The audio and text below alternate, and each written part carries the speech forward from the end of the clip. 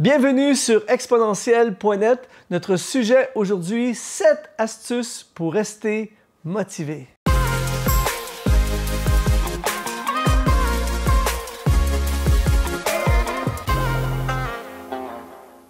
C'est encore un plaisir de passer ces moments avec toi. Et aujourd'hui, nous allons parler de motivation, comment rester motivé. Mais juste avant, je t'encourage à t'abonner à notre chaîne YouTube en cliquant en ce moment sur s'abonner. Et aussi, tu peux ajouter un petit pouce juste pour nous encourager. Ça fait toujours du bien et ça fait toujours plaisir d'être encouragé.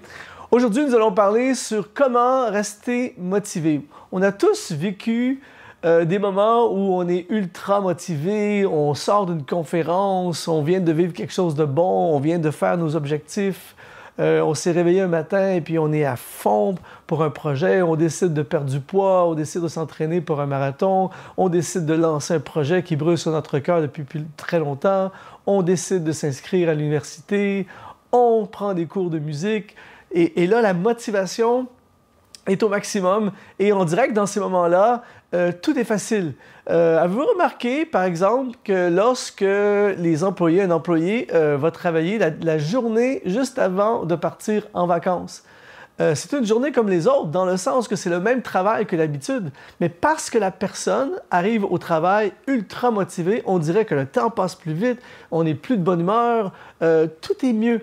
Et alors la question, c'est comment on fait pour garder notre niveau de motivation élevé. Parce que vous savez comme moi qu'il y a des moments de découragement, il y a des frustrations, il y a des jours où on se lève puis on n'a pas envie, il y a des moments des coups de fatigue, il y a des critiques ou des choses qui arrivent et on perd notre niveau de motivation.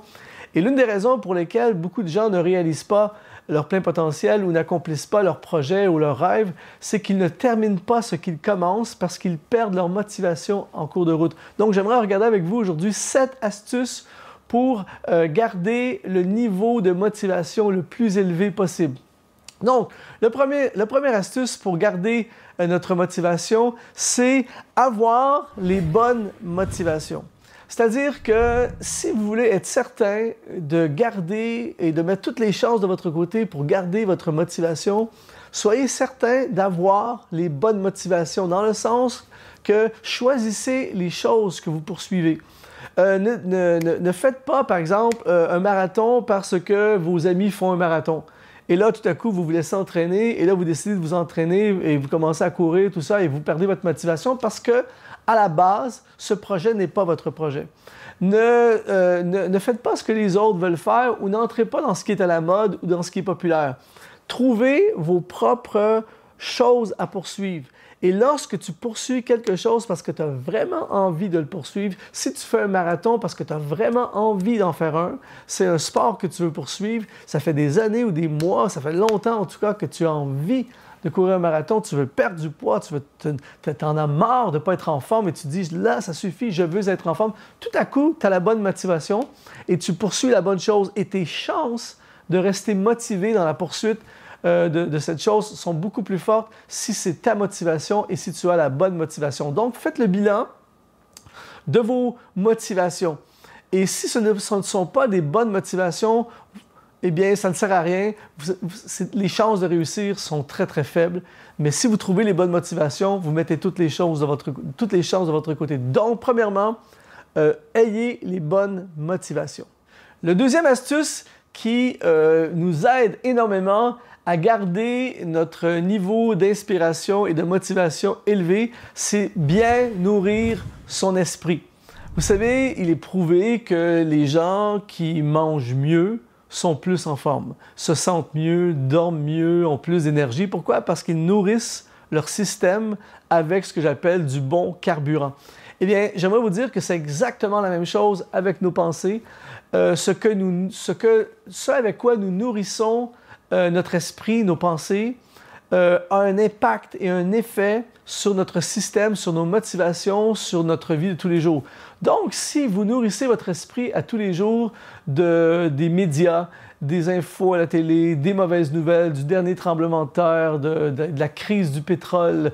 Si vous nourrissez votre esprit de talk radio, des radios parlées où les animateurs passent la journée à dire qu'il y a 30% de chances de pluie au lieu de dire qu'il y a 70% de chances de beau temps, ou qui passent des journées à regarder, à analyser ce qui se passe dans l'actualité et juste chercher les côtés négatifs, et vous passez votre vie à vous nourrir de ça, vous regardez des mauvaises nouvelles, vous vous asseyez à la cafétéria ou, avec les employés sur l'heure du midi à votre travail, où on passe des heures tout le repas à parler contre le patron, contre un tel, contre un client, contre ci, et vous nourrissez constamment votre esprit de mauvaises informations, de choses négatives, de démotivation, eh bien, vous allez voir, votre niveau de motivation va baisser de façon drastique. Par contre, si vous constamment vous veillez méticuleusement à ce avec quoi vous nourrissez votre esprit, vous cherchez des choses positives, vous cherchez à regarder, au lieu de regarder des infos négatives, vous regardez une vidéo inspirante, vous regardez sur YouTube des exponentiels.net, vous regardez toutes sortes d'enseignants, vous écoutez des messages, vous lisez des livres inspirants, vous allez voir, vous allez marcher dans la nature au lieu d'écouter, regarder les informations à la télé, plein de choses comme ça, vous nourrissez votre esprit et vous faites extrêmement attention à ce qui rentre, eh bien, votre niveau de motivation va beaucoup moins baisser et au contraire, il va augmenter. Donc, moi, je fais extrêmement attention à ce à quoi je nourris mon esprit parce que je sais que ça m'impacte, je sais que ça m'influence. Si je me lève le matin et la première heure, je la passe à écouter de la radio et à lire le journal et à regarder des choses négatives, mais automatiquement, tu pars travailler et tu pars déjà avec, dans la marge de crédit négative.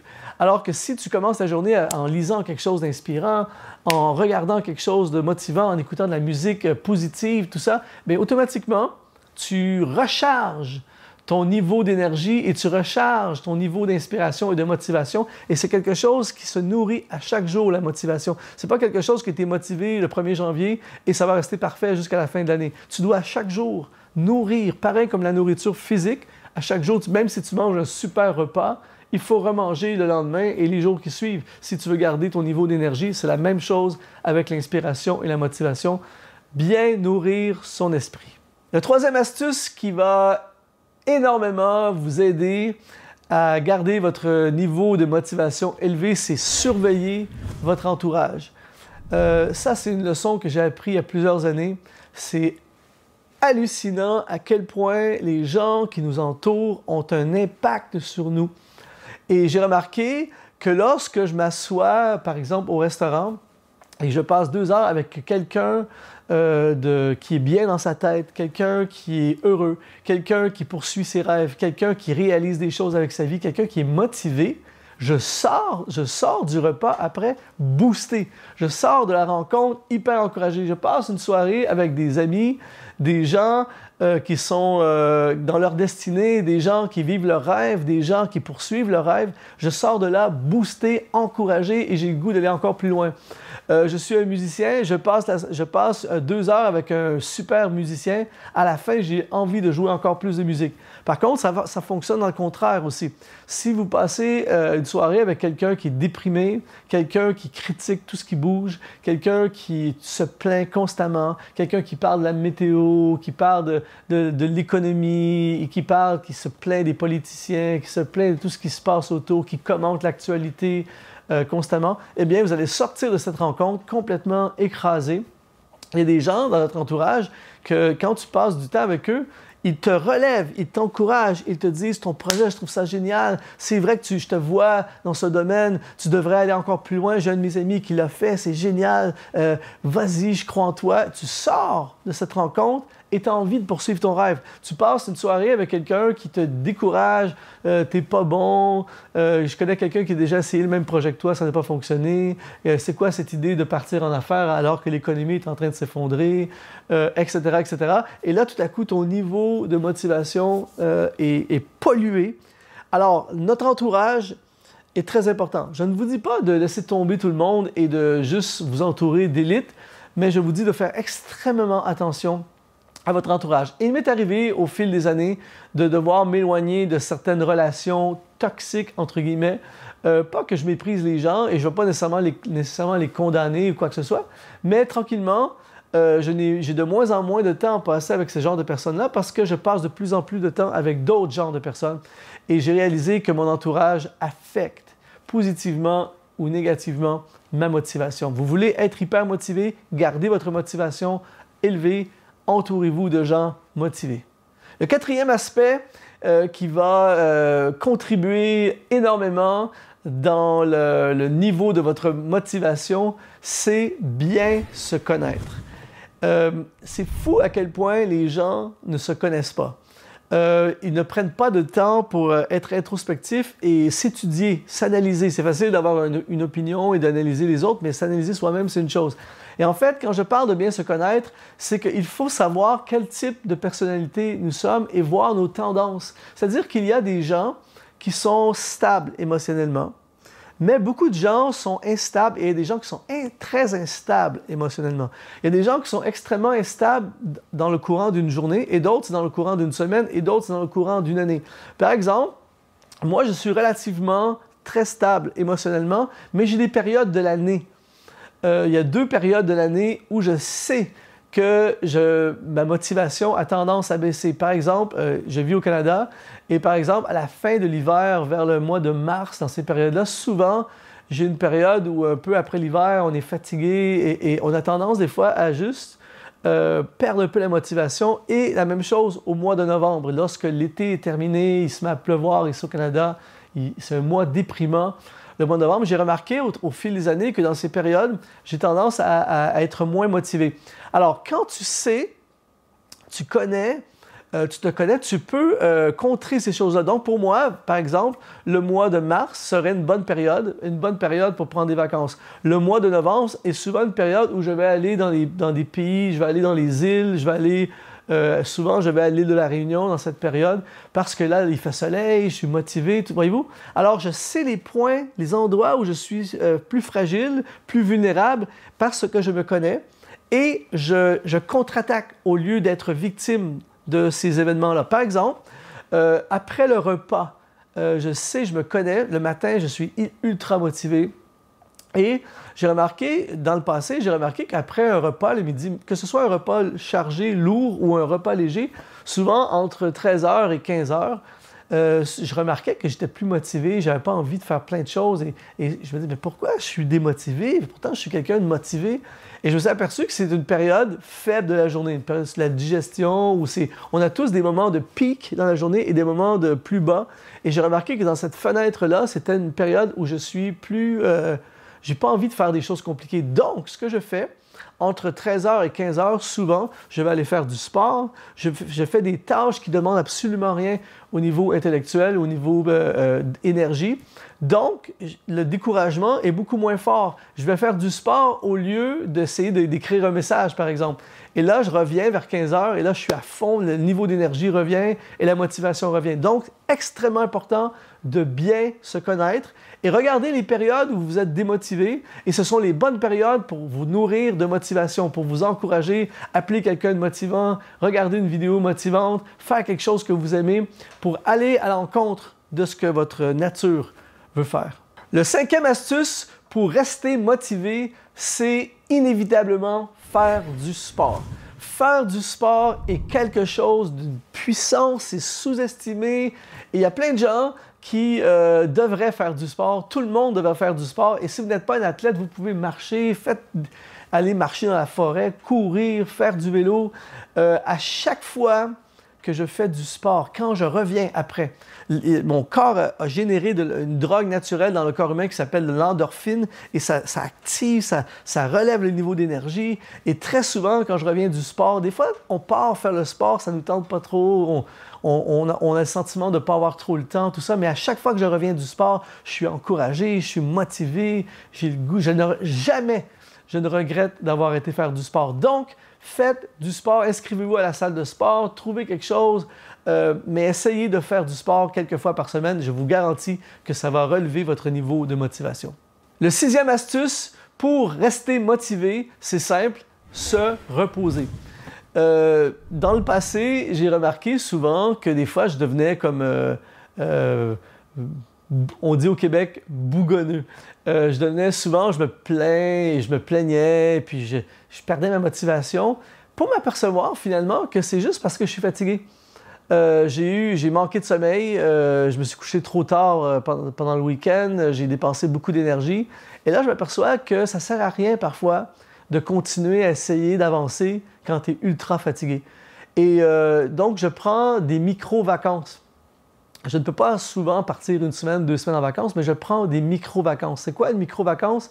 C'est prendre une matinée de congé où tu dors un peu plus longtemps. Je travaille à fond le matin et l'après-midi, je pars, je vais faire une randonnée. Ou bien je décroche une journée, je reporte des rendez-vous et je prends une journée juste pour me renouveler, me ressourcer, des micro-vacances ou simplement dormir. Il y a des fois que ça ne sert à rien de continuer à ruminer le découragement ou la déprime, tu vas te coucher. Tu dors une bonne nuit de sommeil et c'est fou le lendemain matin quand tu te réveilles, la perspective est changée. Donc, c'est hyper important de se reposer. Je suis quelqu'un qui travaille très fort. Je pense que plusieurs d'entre vous, peut-être vous travaillez encore plus fort que moi, mais faisons attention parce que si on dépasse une certaine marge, si on puise dans la marge de crédit, d'énergie, eh bien, à un moment donné, on devient vulnérable. Les moments de découragement dans ma vie les plus forts ont été dans les moments les plus fatigués de ma vie. Donc, parfois, il suffit simplement de se reposer. Le 7e astuce pour élever notre niveau de motivation et de garder de façon constante, c'est ce que j'appelle célébrer les micro-victoires. C'est-à-dire qu'il y a des gens qui ne célèbrent jamais. Ça, c'est terrible. Mais moi, j'encourage de célébrer des victoires. C'est-à-dire qu'on a des objectifs, on a des buts, on a remporté des victoires, on a réussi quelque chose, on a terminé un projet. Et là, on célèbre les victoires. Mais je vais aller un pas plus loin en disant célébrons les micro-victoires. Pourquoi? Parce que parfois, ça peut prendre du temps avant d'avoir une victoire sur un projet. Mais on a souvent des micro-victoires. Vous avez signé un contrat avec un client, vous avez fait des ventes. Vous avez terminé le rapport, vous avez terminé le rapport, le travail à l'école, à l'université, vous avez fini une session après l'examen, vous avez fait des ventes extraordinaires cette semaine, vous avez terminé la semaine de travail, il y avait un projet difficile à faire aujourd'hui et vous l'avez fait. Plein de petites victoires, des micro-victoires que nous avons dans notre vie et on termine ça avec une célébration. Une célébration, ça peut être d'aller manger un bon repas au restaurant. Moi, ça m'arrive des fois que quand on a gagné quelque chose, on a passé un super dimanche, on a eu des célébrations, tout ça, après un concert, tout ça, on va manger ensemble, l'équipe, et on prend 2 heures juste pour célébrer ce qu'on vient de vivre avant de passer à autre chose. Et à chaque fois, souligner, j'ai réussi ça, j'ai accompli ça. Et à chaque fois, ça te rappelle que même si tu n'as pas terminé au complet, même si tu n'as pas encore gradué de l'université, même si tu n'as pas encore sorti de la situation, il y a quand même des petites victoires et c'est une série de micro-victoires qui nous amènent vers des grandes victoires. Donc, célébrez les micro-victoires. Je vous encourage vraiment à prendre en note ces 7 astuces et je vous assure d'une chose, elles vont vous aider, ça va vous aider énormément à garder votre niveau de motivation élevé parce que quand on est motivé, on est efficace, on a le goût d'y aller, on est plus heureux, on est plus agréable pour les gens qui nous entourent et tout ce qu'on fait fonctionne mieux quand on est motivé. Donc, je vous souhaite bonne chance, bon succès, bonne motivation. Ça a été un honneur, encore une fois, de contribuer dans votre vie. Encore une fois, n'oubliez pas de vous abonner à notre chaîne YouTube. Allez visiter également exponentiel.net. Soyez bénis. Merci d'exister.